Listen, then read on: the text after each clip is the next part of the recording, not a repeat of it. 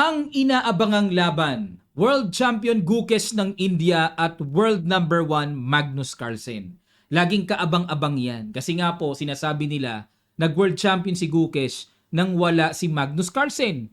Kaya ito na yung moment, no? Long game na salpukan ng dalawang talagang inaabangan. Pero bago yan mga kamatyas, iwanan ko muna kayo ng puzzle hatid sa atin ng Internet Chess Club. It's white to play. Ano kaya po sa palagay nyo ang gagawin dito ng white na pinaka-the best? Laro pala ni Karpov ito nung araw. Na sa ayaw at sa gusto ng black na pa-resign. Sige po mga kamatyas. Lapag nyo sa comment section below ang inyong mga kasagutan. At sa mga wala pang Internet Chess Club application, free lang po ito. Downloadable sa Play Store at App Store. Gawa lang kayo ng account. It's free. Pang-training na kagad ang application na ito. Okay, simulan na agad natin. Long game pa lang, nagkapisa ka na ang dalawa. Nag-D4 si Gukesh. D5 si Magnus. C4, E6, dineclined ang gambit. Queen's gambit declined. Knight C3, Knight F6.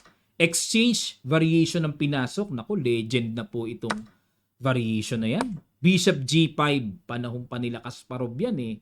Talagang gamit na yan. Yun nga lang. Nag-Bishop B4 si Magnus. Dito po ang normal line, yung Bishop E7 lang. Tapos nagsi-C6, solid lang. Pero syempre si Magnus, hindi mo mahuhuli sa opening, laging may nakahandang sorpresa. Pero medyo mahirap po yung laro niya ngayon. Bakit po? Dalawang sunod na siyang talo eh.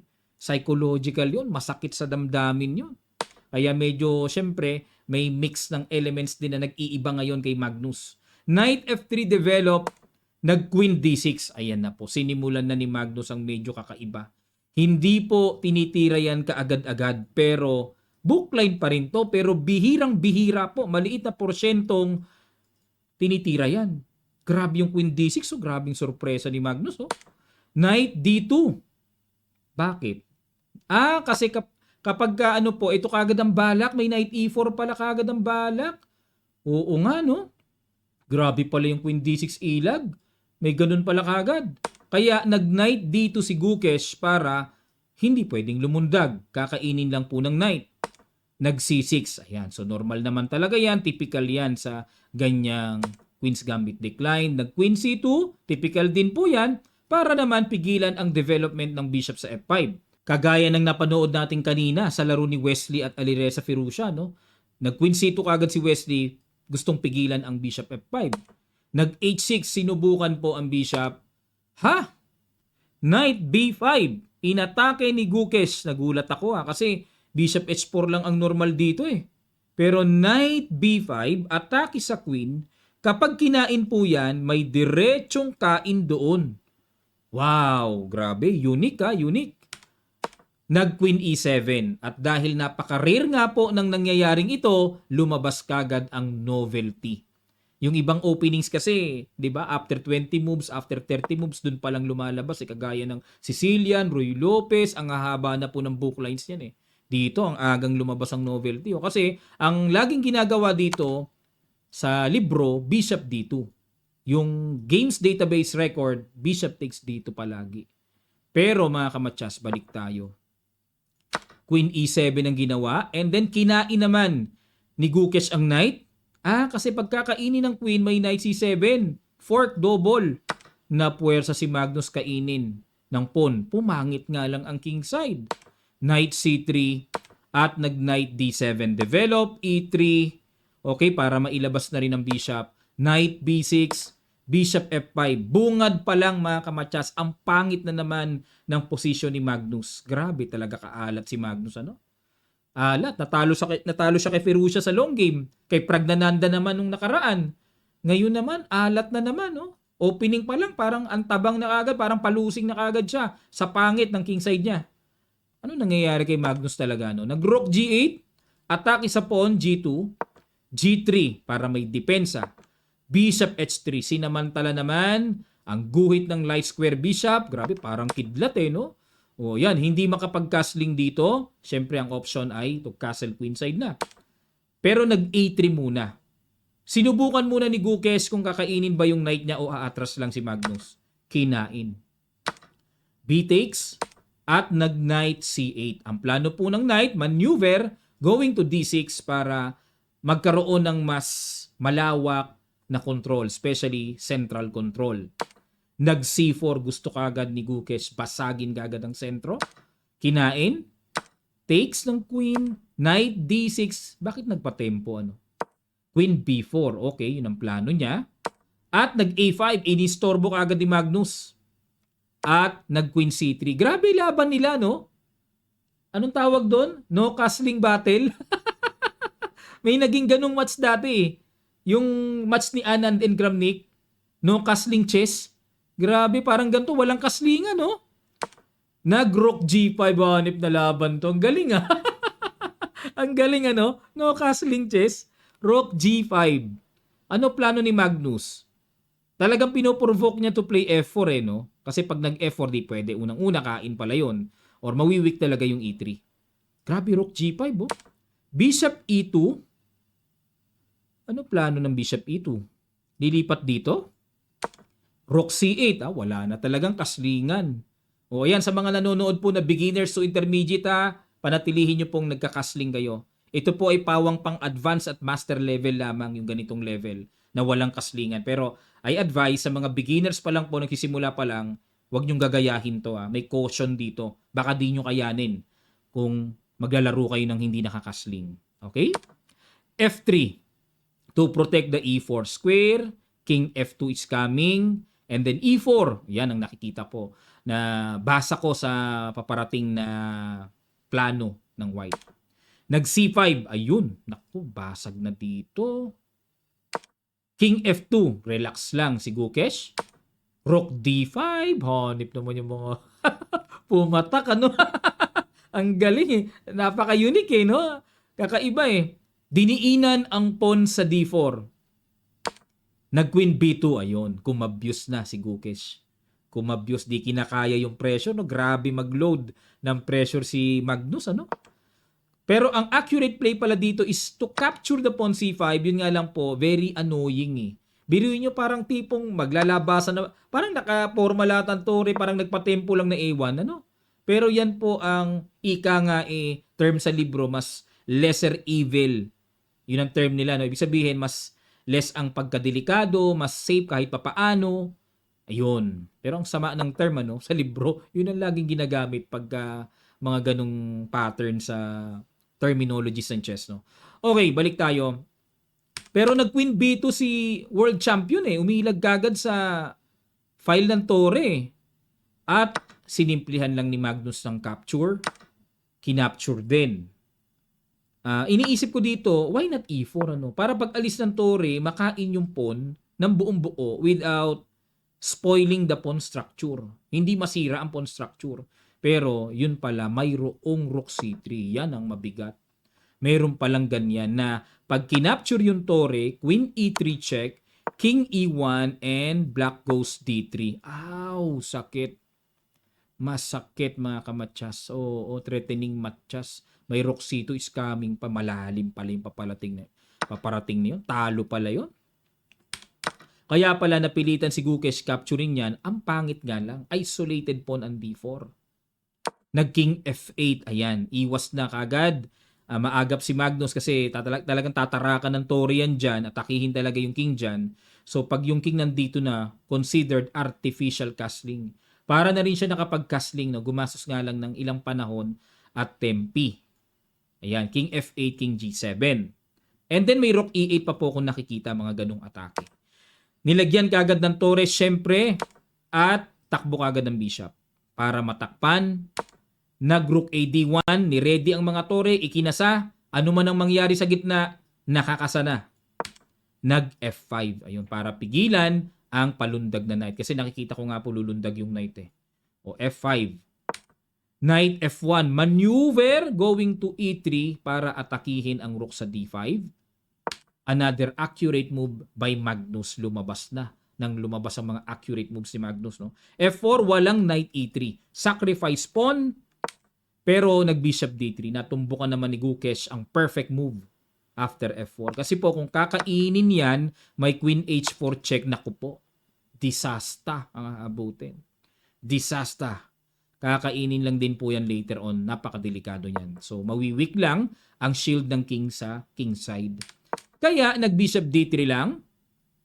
Queen f6 ang ginawa para may pang-atake sa pawn d4. Nag-bishop e4. Ayun. Hindi kasi consistent si Gukesh dito. Kaya medyo, yun ang mabigat. Si Magnus pa kalaban mo. Nag-accelerate pa yan. Gustong bumawi niyan. Kasi dalawang talo nga inabot sa long game. Masakit So, dapat daw ang accurate ay rook e5. Yan pala ang treatment to cover the loss of pawn. Para hindi ma-loss ng pawn, rook e5 ang tira. According to strong Stockfish computer engine.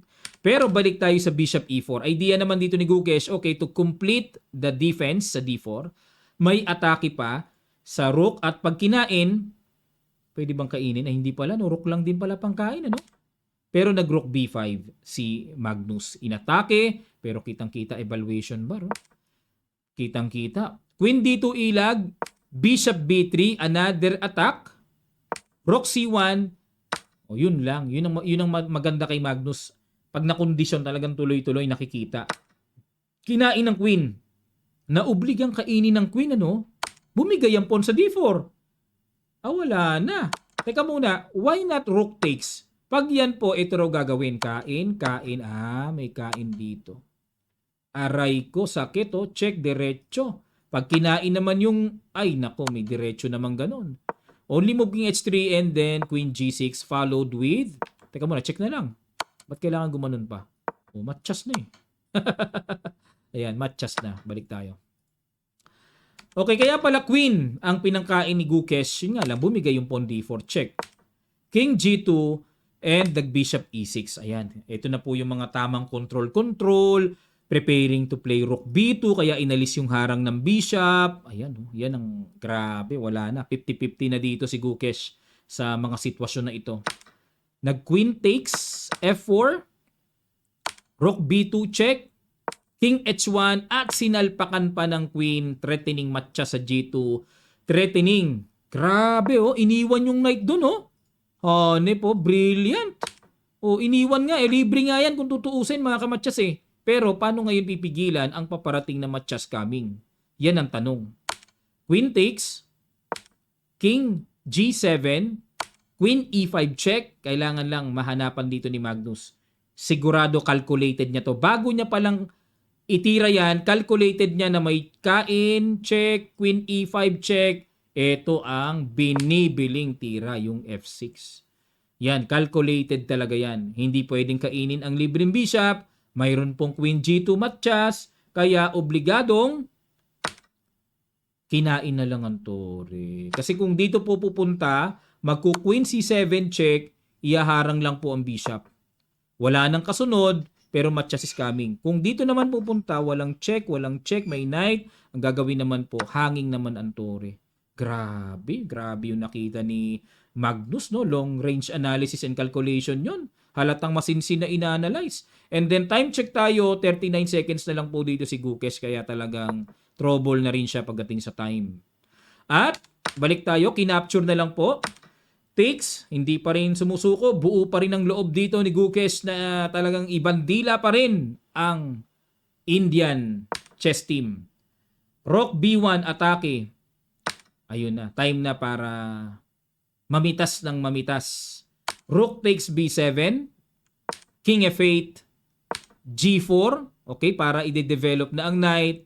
But then A4. At yung A-pawn, wala na po talaga. Gagapang na talaga yan. So it's a big comeback by Magnus by having 3 points na buo, mga kamatsas. Na buo yun no? So yun nga lang, sad for world champion. Talagang inaasahan talaga na lagi kasing sinasabi si Gukesh, hilaw ang pagka-world champion yan. Wala naman si Magnus nung nag-world champion yan So isa sanang patunay kung pipisakin niya si Magnus dito para ma-break yung ganoon. May masasabi siya na pinisak ko nga yung sinasabi yung hindi ko nakalaro sa world championship O kaya tablaman lang. Para man lang ma-break yung barrier na yun, Yun nga lang, wala. Natatalo siyang ganyan. Lalo siyang sasabihan na world champion na hilaw. Sa Tagalog, Kumbaga parang premature world champion. May nagsasabi naman kung ano-ano ang tinamo dito ni Gukesh. Ewan ko, siguro inggit lang din yung iba. kaya kung ano-ano sinasabi. Pero ano pang sabihin nila, still, the chair of being a world champion ay nasa upuan ni Gukesh. Magpakapagod kayo para talunin nyo si Gukesh, gaya ng ginawa ni Sindarov. Nag-champion sa candidates pero ang daming pinagdaanan. And then this coming December, maybe, ay ang World Chess Championship. Abangan natin yan. Pero sa ngayon, hindi pa rin talaga ma-break ni Gukesh na talagang tatawa-tawanan, sasabi-sabihan, kakantsa-kantsawan. Hindi siya makalusot kay Magnus eh. Di ba po? Ito po ang standing mga kamatyas. Review natin. Pinakita ko na kanina ito sa ating unang upload kanina. Sa mga di pa po nakakapanood, panoorin nyo na po yung kay Wesley at Firouzja. So ito po ang standing dahil sa pagkapanalo ni Magnus, naging pang-apat siya with a score of 4.5 points. Pag nanalo siya, possible, 7.5 points.